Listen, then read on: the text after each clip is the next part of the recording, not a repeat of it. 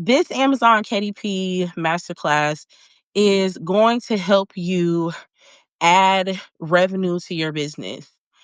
I would say that it can help you add thousands if you do the steps right and if you choose the right niche. And I'm going to go ahead and tell y'all the magic key to all of this right here up front in the training. You have to pick something that you are going to be willing to market. Now, how you market is up to you. Whether you're the type of person who's going to market via regular, you're going to integrate it into whatever you're already doing, however you're already doing it. So, whatever business you already have, you're going to just create something that's an extension of that. It's going to be if you're willing to make faceless videos, if you want to have it be like something that goes in connection with, let's say you're like a speaker or you teach classes of some sort and you want to create books that kind of go with that. So it's a natural sell whenever you go to teach or speak or something like that. So however you market is up to you, but you have to be willing to put this in your marketing plan. Like you have to be willing to put this in your daily. And I see so many people start businesses in general and they don't want to market. They know it's a good idea, but they're not really interested in actually marketing the business as far as just making sure that they're showing up and talking about it all the time. And that's really how you get to that point where you're getting daily sales in, where any of these methods that I teach you are going to work is when you decide that you're going to go hard full in on the marketing part. So I say it can bring thousands, but it has to be a part of your everyday marketing plan or your whatever. It doesn't have to be every day. It can be every other day. It can be weekly, but it has to be something that you're willing to consistently talk about. Yes, I'm going to show you how to get on the KDP platform and actually make sure that you are SEO friendly so that when people go on Amazon and they search for something, they can find you. But we don't just want to depend on that. We want to also be sending people to those links by the things that we're choosing to do. So, this training, we're going to talk about understanding the market for low content books. And low content books is those things that I mentioned: planners, journals, workbooks, all that good stuff. The next thing that we're going to talk about is choosing the right niche. That's going to be really important. That's going to play in later when we talk about, or just even what I just said, that's going to play a lot in actually marketing and you actually wanting to show up and get people to click this link and to buy this thing. Because the truth is, we use low content books all the time. People are always using activity books, people are always using journals, people are always the things that we are going to learn about. These are things that people are buying every day. So if you can get into the market with something that you actually want to sell, with something that you actually feel passionate about, then you're definitely going to make something from it. The third thing that we're going to learn about is creating content for these low content books. I'm going to walk you through the process of publishing it on Amazon KDP. Low content books are a type of print on demand product that has minimal or no text based content. The idea for low content books is for it to be something easy that you can create. And I would say, like, it shouldn't take you longer than 3 hours to come up with your concept, create the cover, put the pages in there, and get it uploaded to Amazon KDP. Shouldn't take you too long. And once you get the process down, and so for instance, if you're going to do a journal line, that's something that's going to be a duplicated process. So the only thing that you're going to have to do once you get your first journal set up is now create different covers and get different ones uploaded up there. There is a big need for making sure that you don't waste time on doing something intricate and that you get multiple things out there at a time.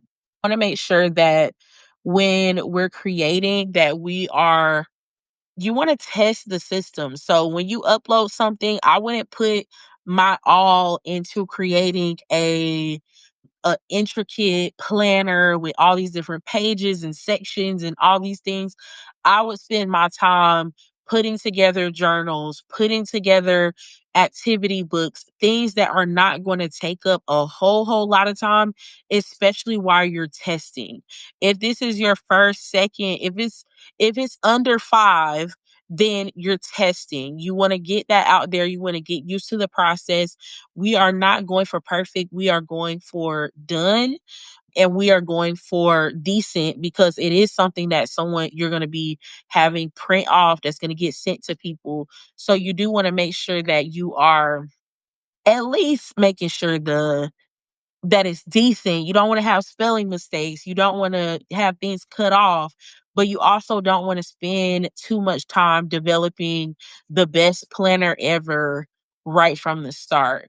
And that's why I'm giving y'all that toolkit because honestly, you can go ahead and get up your first 1 or 2 journals after you watch this training because you want to make sure that, and it doesn't have to be journals, it can be other things, but kind of wanting to give y'all a way to just launch, to get out there, put it out there, see how it feels, do the process. And once you keep doing the process, you'll get faster and faster. And then you can start developing things that are a little bit more intricate. So, examples of low content products: journals, notebooks, planners, coloring books, puzzles/activity books, calendars. So I'm talking like as simple as it just has a month per page on the calendar, or not even putting like the months, but just the boxes of a calendar. So even that simple on up to like a full blown planner. Prompt based journals and workbooks. One of the things that I did was a workbook. It's a brand strategy workbook, but that is more, it's really not low content. It took a lot of work. I basically put my whole strategy process for how to develop a brand strategy into a workbook. And so that's why I'm saying, like, if you work that kind of business or like you kind of have something like that you want to do, if it's not already created, I wouldn't let it be my first thing. I would let something like a journal, a notebook, a coloring book be the first thing so that you don't have to get stuck on creating actual content. So, the reason why I got into creating low content books is because they're really in high demand. These products are popular amongst customers, like people that are really interested in self improvement, personal growth, wellness, business, different things like that. People are always online buying journals. Some of you might even have a whole collection, a lot of different journals and notebooks and things. I know I do. Maybe it's just me, but I have so many different journals and things. You can literally be getting in on that just by creating some journals and putting them up there, and an extra $500 a month, an extra $1,000 a month just from doing something that takes one time. Other reason why I like low content books and a lot of different things that I teach, you'll see the startup cost is low because I am a thorough believer in, especially with online businesses, I'm a thorough believer in low cost starting, and that's probably because of how I started my business. I told y'all I was in college on a summer home from college. It was a whole ordeal with me trying to find a job and all the things. And so I didn't have much money. So I started with what I could. I built my business paycheck to paycheck. Like, this paycheck, I pay for this platform. This paycheck, I pay for this training. This paycheck, I pay for this coaching session. And I just took the next right step each paycheck. So low startup cost is very important to me, and creating these are relatively inexpensive. Kindle Direct Publishing, and what that basically means is that through Amazon's Kindle branch, they then go and they print the books. You upload the books, and if someone purchases, they print it, and then they take the percentage for printing the book, or it's not a percentage, it's actually you'll be able to see what the cost is for them to print the book, and then you get the remaining amount. So when it comes to pricing, you want to consider what it will cost to print your book as well. KDP is a great way to diversify your revenue streams. So, if you're looking for an easy way to add revenue to your business, then KDP is a great option. It's low cost, and it's a good way to get people to purchase something that's an extension of what you're already doing. And of course, the passive income potential. Obviously, once you take the upfront investment, that's one of the biggest things about what people call passive income streams. It's kind of like it's passive, but at the beginning, 9 times out of 10, you do have to put energy into it. It is active because you have to put, the time and energy into setting it. So once you set up the KDP, it's in there. It's going to be operating on Amazon system. It's there for them to sell, especially if you set it up right in terms of search engine optimization and making sure that people can, when they're typing things in, that they can find your book. Once you do that, then it becomes passive. Now, I'm going to keep you active in it for a little bit longer than what most people would tell you, because you need to start building your own audience to send to this link. We're not just going to rely on Amazon to do all the selling of this product. So, picking your niche is very important because you want to make sure that it is something that people are searching. So we'll talk a little bit more about actually being able to go on Amazon and search, but you can do something as simple as a basic search. So if you have an idea of what it is that you want to do, we have people say several things in here: self-love journals, children's activity and coloring books, other types of journals. When you get ready to create your thing, you're going to want to at least go onto Amazon and search that. So, children's coloring book, and you're going to see there's so many different categories. Children's coloring books for certain categories, children's coloring books that are basically abstract things, activity books for this grade level, activity books for this, type of child. You want to make sure that you type in whatever you're going to be doing, whatever you're thinking about doing, whatever you actually want to do, because that's going to help you see what's already out there. And we do not want to reinvent the wheel. We just want to be in the number, and we want to add to what's out there. So if there's XYZ children's book, and pay attention to what's popping up on that first page. Yes, what's on the second, third, fourth page is important because honestly, it's showing up in the search. But what's really, really important is what's on that first page. Pay attention to those things the most, because that's going to be where you want to make your decisions at, especially when you're in that testing phase. I'm going to say that there's a way for you to get at least your first book or two for zero as far as starting costs. Somebody asked me what's the startup cost. However, to be on the safe side, just in case you decide, hey, I want to get Canva Pro, hey, I want to, invest in whatever, I would say it's under $50. If I have to put a number to it, because there are things that could pop up, there are resources that you might want to purchase to make it easier. But I'm going to be dropping a link later into the chat that has let me see what's on the actual list.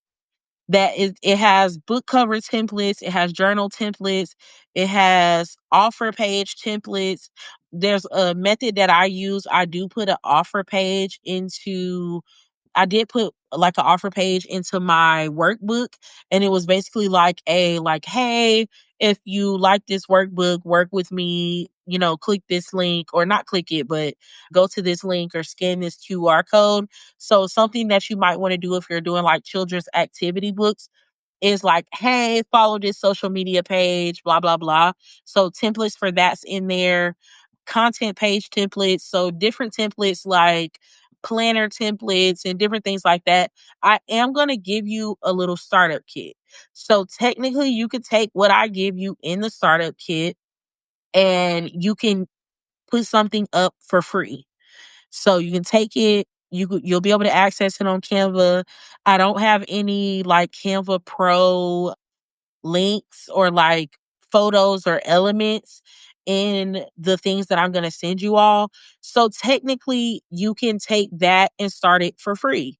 But there are ways that you could pay for things and, make the process easier, make the process more premium, buying like different types of content pages, like coloring pages that you actually have access to selling.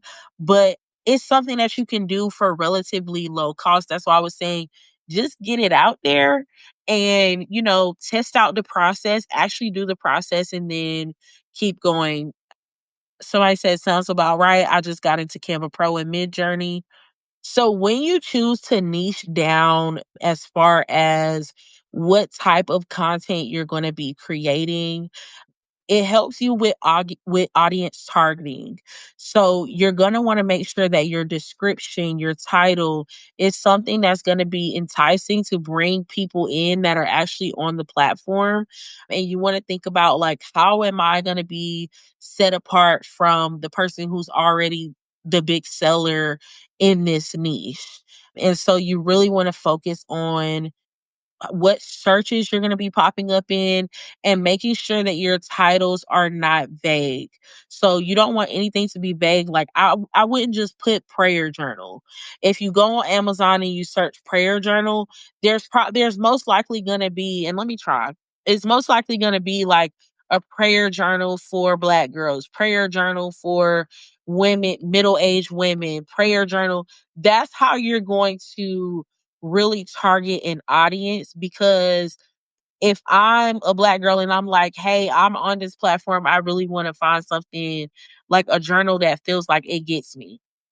I'm going to type in prayer journal for Black girls. I don't know about y'all, but I get real specific in my searches on Google's, not Google's, in my searches on Google, in my searches on YouTube. And sometimes I'm like, maybe it won't pop up, but maybe it will. You want to be there for the specific person so that you're popping up. And not only that, but so that you're telling the algorithm, all these platforms and programs and social media, all of these outlets operate off of an algorithm. And people try to complicate the meaning of what algorithm is, but all the algorithm is a system. You have to tell the machine who you are, what you do, why you're here, what you're selling. You literally have to give it that information.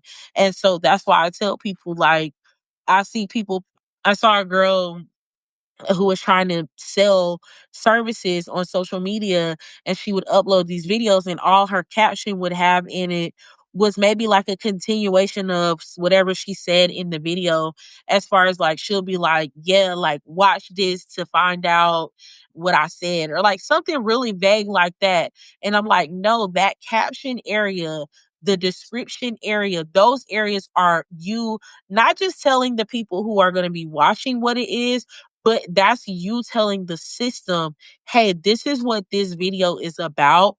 And these are the types of people that I need to find this content.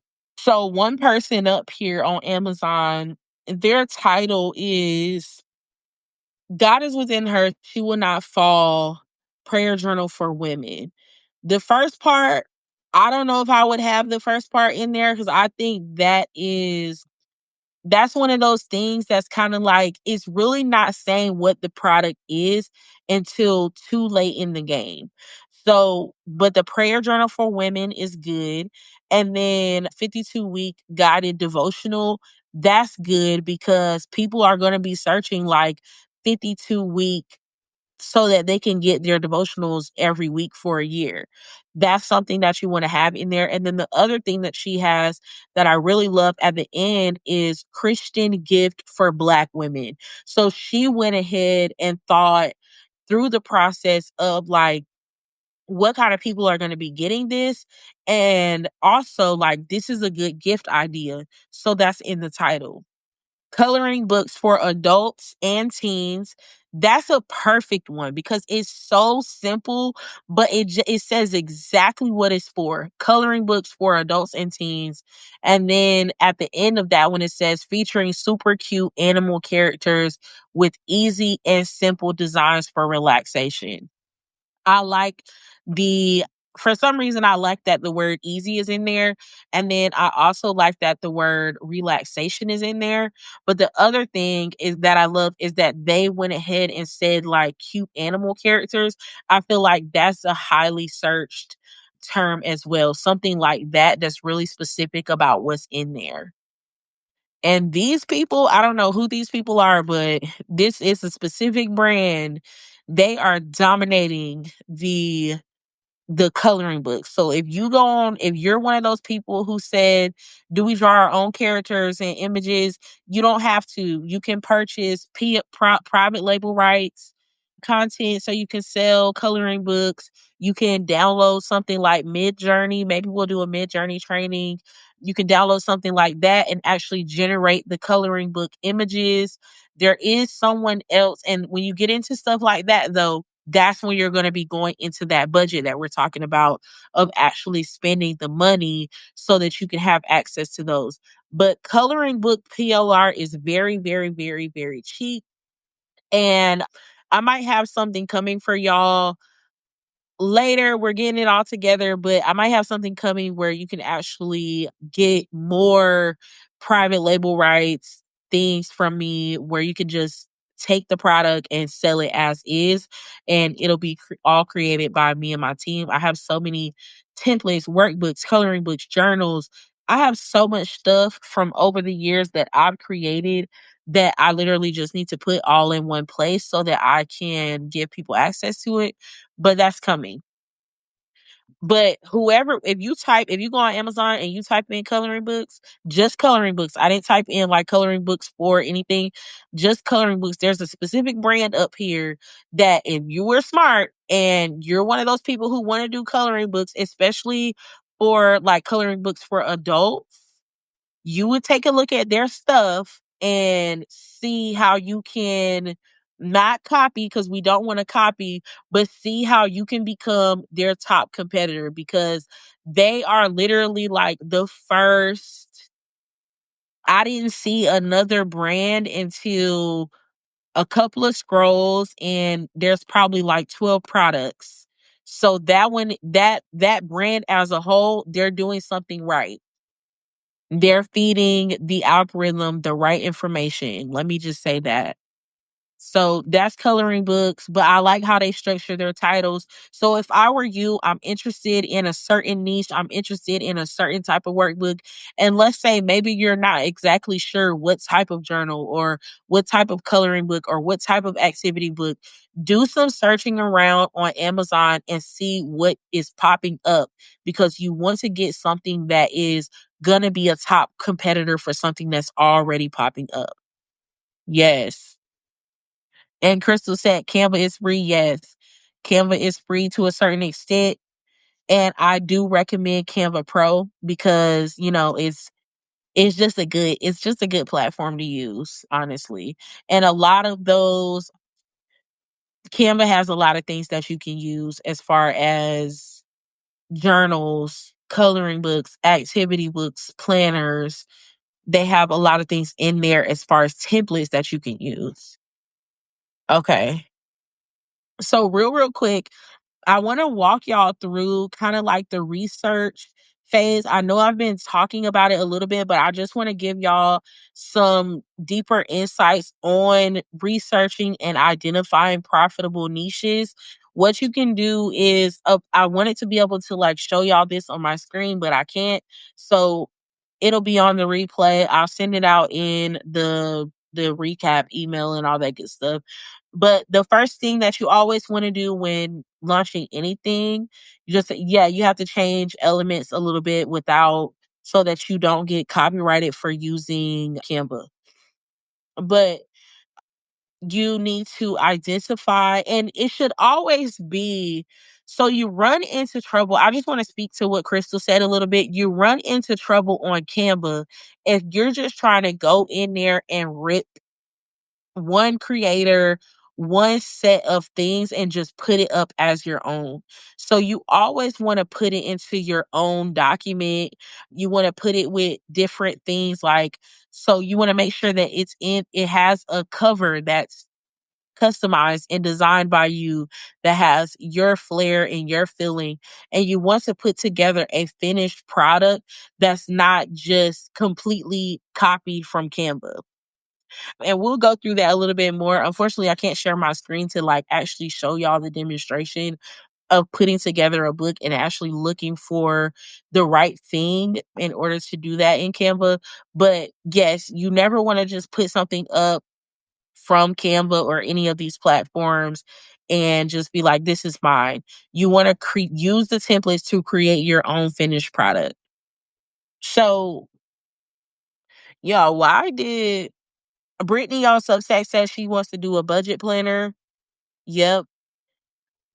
And when you're doing something like a budget planner and you want to use Canva and you want to use some of their like budgeting templates, you want to make sure that you're putting together your own structure. So you don't want to just go up there and find a budgeting planner.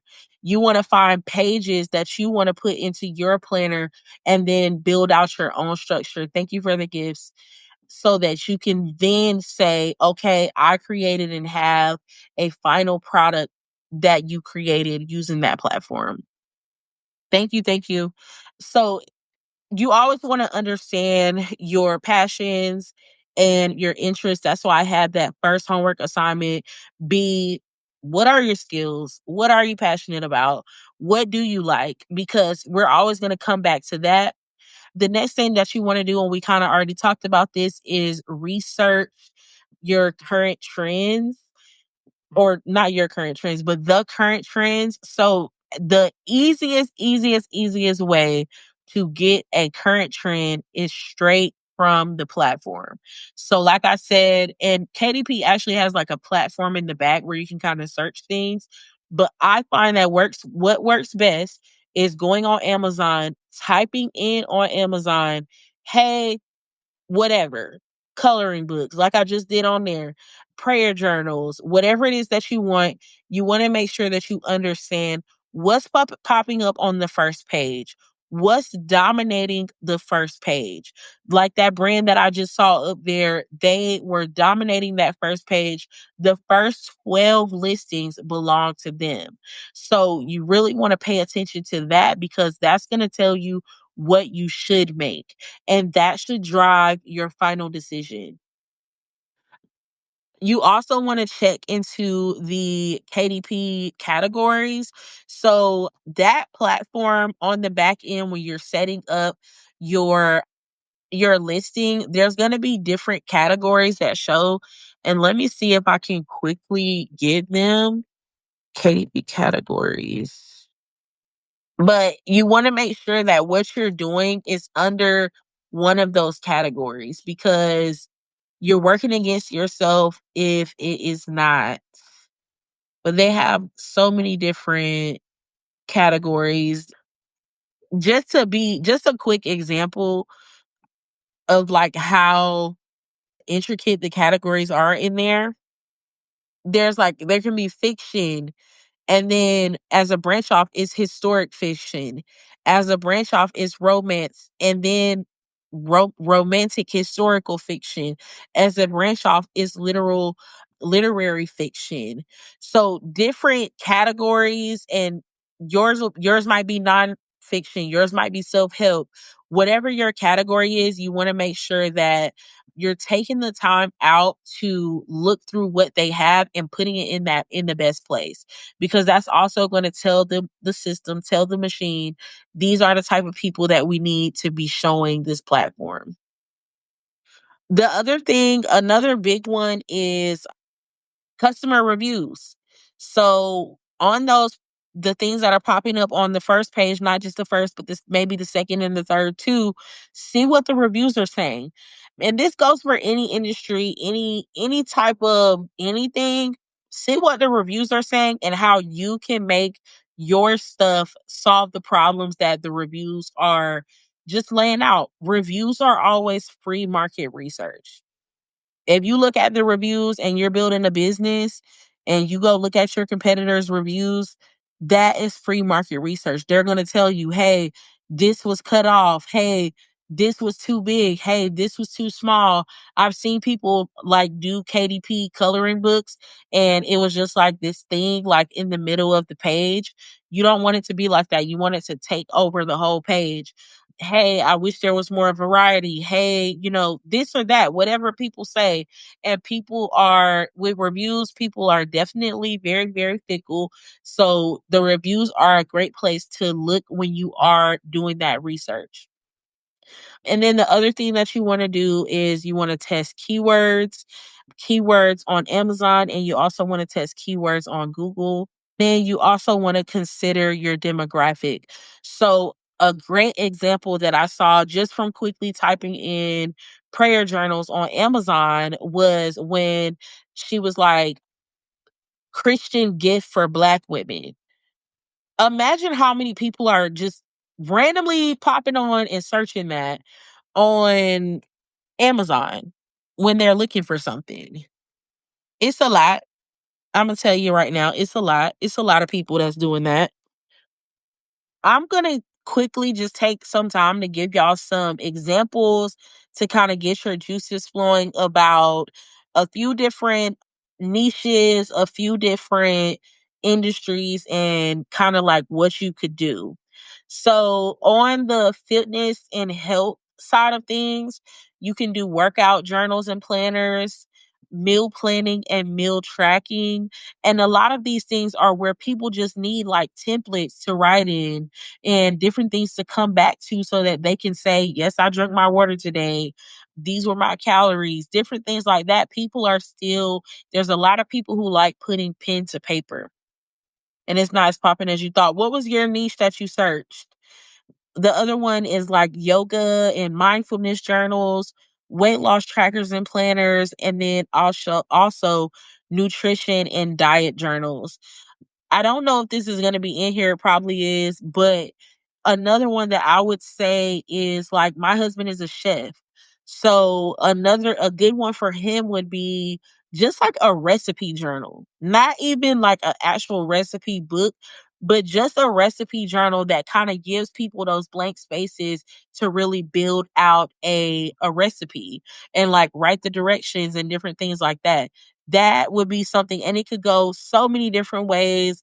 It could be like grandma's recipes. It can be like mom's famous recipes. It could be, the restaurant. Like if you're thinking more so in the mindset of like serving to like mom and pop shops, they're like giving them like a little recipe journal so that they can like write down all of their recipes and things like that. Menstrual cycle coloring book flash journal for girls. Mm, that sounds like a good one though. I'm typing it in. I want to see what pops up. Um, okay, so I typed it in how you said it, but let me type it. I'm gonna type it in another way and see what pops up. Okay, so try I know menstrual cycle is like the politically correct way to say it, but try period journal. Type in period journal. There's a lot of period journals in here. So, and I would say maybe, what did you say? For girls, I would maybe even change it to for teen. I don't see a lot for, oh, well, I do see a couple. My period journal monthly for women, teens, and girls. Yeah, try that. I want to call it moon cycle. Now, there is a lot of moon cycle stuff that I'm seeing. So maybe play around with the wording of it. So I definitely think you can do it. You might just have to play around with the wording. And that's why I say, because once you do one, you definitely want to do another one. So even if it's just all the content in it is the same and you're just switching up the cover of it, once you have one up there, you want to try another one because you want to have something to kind of like do test against because maybe it's that, it pops up better under period journal, but maybe the cover still says like moon cycle or something like that. Maybe moon cycle is still in your like tagline of the journal. Yes, like A/B testing the thumbnail on YouTube.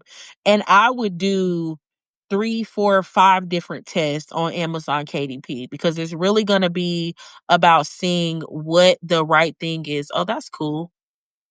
I just learned something about TikTok. You could do one for girls and one for non-binary. I like that a lot in today's climate. And then I seen another question. So there's no particular niche. If there's no particular niche that's popping, would we jump into that niche or what niche? You just mean like any niche? I searched my niche. Oh yeah. I asked that person. So if there's no particular, like if it's just any, and you're like, I don't really know what I want to do, I would start with kind of like that list that I had that I said at the beginning. So let me go back to it so I can kind of list them off for you. I would just start by just typing in journals, just typing in notebooks, just typing in planners, just typing in coloring books, puzzles, activities, calendars, just typing in the basic word. So let's say like you're like, I definitely know I don't want to do planners. I'm more so leaning towards journals because I know, I just want it to be something simple with line pages. Type in journals and see what's popping up. It could be a specific theme that's popping up. You could scroll and end up seeing something that actually has parallels to what you're passionate about and having that pop up. I would just see what's popular and then try to create more of the same. I want to do a journal for teens struggling with depression and mental health. So let me see. Mental health journals for teens is the second. Like, you know how you search something and like it gives you suggestions? Mental health journals for teen is the second suggestion. So that tells me that, it's highly searched. Okay, there's a lot of those. What I just typed in, because I saw you said mental health and depression, I just typed in mental health journal for teens. I see a lot of those and they're going a lot of different ways. So like one of them says the mindfulness journal for teens. One of them very cute, and remember you can be this simple, y'all. Just have like a couple of pages, couple of page types, one page type or two, and then just like stick to like what the covers are going to say and sell like that. So this one says how I feel and stuff. Love that because kids are, especially teens, they're not really trying to do too much. One of them says put your worries here. Love that. When I was a kid, I used to have like in my head, I would have like what's called like a worry list. So that put your worries here would have been something that I would have definitely jumped on. Mental health journal, daily check-in. My therapist told me to journal. Love that. That's cute. And that looks like it's more so for a kid. Happy, confident me, daily journal, self-love journal for teen girls. So I feel like that one is definitely a good niche. I'm seeing a lot of different stuff. So, and there's a lot of different ways that you can go with it. So type that in mental health journal for teens. I want to type in depression journal just to see what's going to pop up. More of that, put your feelings here, put your worries here. The depression workbook. So if you're trying to go like prompt journal as far as like depression or mental health, I feel like that would work really well. And then there's cute little titles, something that says you're stronger than you think, the anxiety toolkit for teens. So I definitely think you picked a good knee for sure. So going back to kind of just like jogging your mind frame, self-improvement, personal development journals always do well. Gratitude and mindfulness, and that's just as simple as like a quick prompt every day, like it could be as simple as how do you feel today? And then just kind of like give them lines to write. A goal setting and achievement planner, those always do well. And those can be super simple. You can just have a bunch of like little goal slots for people to write in. Time management, affirmation, and motivational, and then habit trackers and planners work very, very well. And that can be as simple as just having a place for them to write in the habit that they want to work on, and then having them a place to tick off each place where, like, every day or every week or whenever they go ahead and perform whatever that habit is they're trying to build. What about a rhyming hip hop children's book specifically for Black children? Okay, that sounds like it's not low content. However, I love it. So is this like a activity book that's teaching them how to rhyme? Tell me more. I'm typing it in because I just want to see what's gonna pop up. Okay. So is this teaching them how to rap? Because what I see, the first thing that popped up when I typed that is my first rap song, Kids Rhyming Dictionary and Guided Songwriting Journal. And that, I see a learn to write, not a learn to write, learn to rap. Let me know. So the other one is arts and crafts. So that's sketchbooks, drawing journals, adult coloring books, calligraphy and handwriting books. That's another good one. Just having like lines and maybe like an example of how to do cursive. That might be a untapped niche. I know a lot of people, cursive is like something that's dying out, and a lot of parents want to teach their kids cursive because when I was in third grade, we had to learn cursive. We had to learn how to write cursive. I'm not saying I was ever good at it, but we did have to learn that. And then not only that, but adults really love the calligraphy. So if you're into that, if you want to research that, then you can just do a book that is literally just giving people space to like trace letters over and over again. Yeah, it was definitely pulled out of school systems. Kids now are like, what is cursive? I don't even know what that is. Another good example is scrapbooking and memory keeping journals. Another one would be like knitting and crochet patterns. I've seen the books where they literally just have like each page is like a knitting and crochet pattern where somebody can either copy it or cut it out in order to use it. And then for education, there can be homeschool planners and trackers. I know we did have a couple of homeschooling not planners, parents who came to the meet and greet.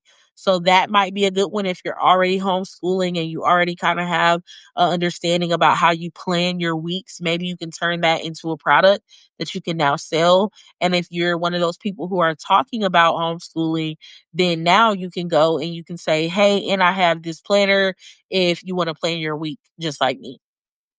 Language learning workbooks, STEM and science experiments. So if that's something you're really into, you can kind of create a low content book that gives different little STEM and science experiments.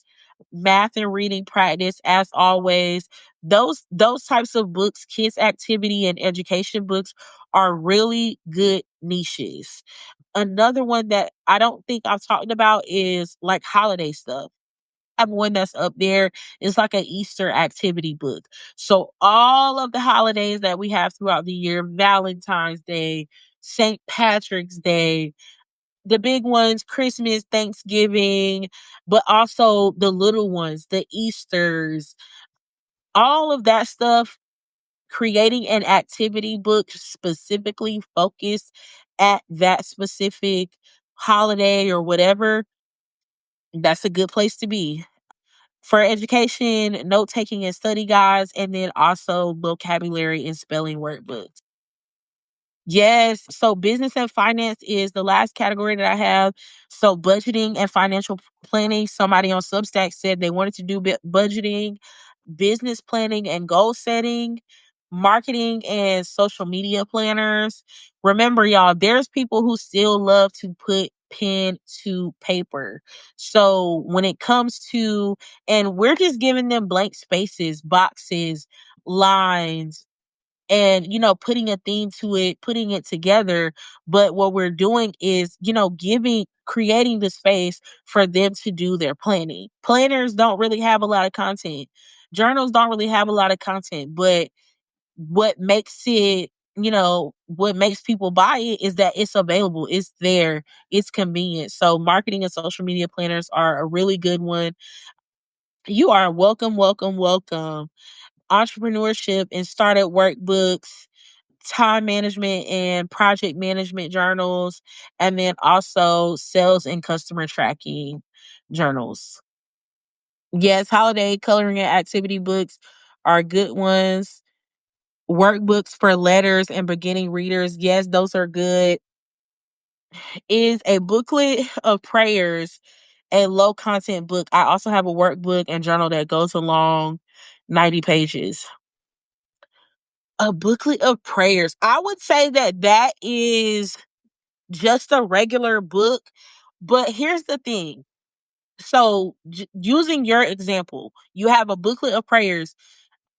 If you can make it, it can be pocket size too. But if you can make it where there's like 25 to 30, maybe 50, so that you can have a good amount of pages, you can put regular content books on Amazon KDP, and I recommend it. If you have the content, then go ahead and you can put that on Amazon KDP, and what it's going to do is going to spit out a printed version of your book anytime someone purchases it. And so then you say you have a workbook and a journal that goes along with it. Perfect. Put up another listing and make sure that when you're selling these things, you're letting people know, hey, these two things go together. Put it in the description. When you're talking about it on social media, let people know, hey, these things go together. And what I really love about regular content books being able to go up there is that you can get on the Kindle platform. With low content books, you can't get on the Kindle platform. As Crystal said, she got banned for doing that. And then when I tried to do it, it blocked it. It wouldn't let me do that because you can't put like empty journal pages on the Kindle platform, but you can take advantage of the Kindle platform. That's one. Two, sorry, I didn't mute y'all. Two, you can get a paperback version of that going. People love to be able to read stuff like that. I can see that being a great gift idea. I can see that being something that somebody loves to have on their nightstand. I can see that being something that somebody loves to have to keep with their Bible. And then you can also get a hardcover of that. Now, the other thing I love about full content books through the Amazon KDP platform is now you can get into audiobooks. So since it's like a list of prayers, you can literally record an audiobook that just reads each one of those prayers off. And now you're able to take advantage of the audiobook platform. So if you have books with content, yes, yes, yes, yes, yes, put it up there. Make sure that you utilize that platform because it's going to give you the ability to have those things printed. And Amazon KDP is super cheap. Like printing a book, a full color book is literally like, I think my book has like 120 something pages. I could be lying, but I think it has like 120 something pages, and it was $4 for me to get a copy of it. So you can keep ordering, you can order your books, even if you're gonna if you're gonna speak at this event, if you're gonna give it out to, so and so on their birthday, on Christmas, whatever, you can get these books printed also through Amazon, have them ship it to you through the back end of the platform, because the front end of the platform is going to be a lot more than $4. But through the back end of the platform, you get what's called author copies, and those are super cheap to print. So that's even going to give you something like a physical copy of your book that you can kind of keep with you. So yes, I would say if y'all have content based books to go with this, I would definitely put them on the platform. The reason why I'm teaching it as low content is because my goal is always to push you to launch. But you're steps ahead and you already have that content. I would say if you don't already have, let's say you only have 10 prayers, I would say increase that to, a good number like 30, so that it's a good size booklet. And then, yes, put it on the platform. Habit trackers as a notepad. No. So the way that KDP works is you're only going to be able to do, I need to go get my book, y'all, but you're only going to be able to do a book, a hardcover and a soft cover of it. It's not going to be like a notepad in the traditional sense, like where you can flip the pages up. It's going to be like in a traditional format of a book. But if you're okay with that, then, and I would say, yeah, do a habit tracker and just put it, between pages like a regular book. And you also want to make sure, because Amazon gives you the option to make it like a glossy book, or make it you can either do it glossy or you can do it matte. If you're doing books where people can actually need to actually write in it, you want to make sure that you make it matte. What page range is considered low content? So I would say that there's not a number of pages to make it low content, because when you think about journals have pages on top of pages, hundreds of pages. When you think about planners have pages on top of pages, hundreds of pages. So low content it's called low content because you're not doing a lot of copywriting, a lot of actual content writing inside of the book. You're doing something that can be duplicated. So once you figure out the style of your habit tracker, once you figure out the style of your actual journal pages, then what you're going to do as far as creating the content is you're just going to duplicate that page over and over again. Or let's say you have 4 pages and section pages. Once you get your 4 core pages, you're just going to duplicate those pages over and over again in the book to create what's called the book. And that's why it's low content, because you shouldn't have to do a lot to create a full book of content. You can literally get off of this tonight, go put together, choose your journal style, and then duplicate that page 100 times, and boom, you have a journal. Do we have the option to select the paper quality? Yes. And it does cost you more at the print. And so I say, after you go through the process of setting it up, you want to make sure that you understand what the printing cost is. Once you understand the printing cost, then you're going to go and figure out the pricing. Yes, that will be in Canva to design pages.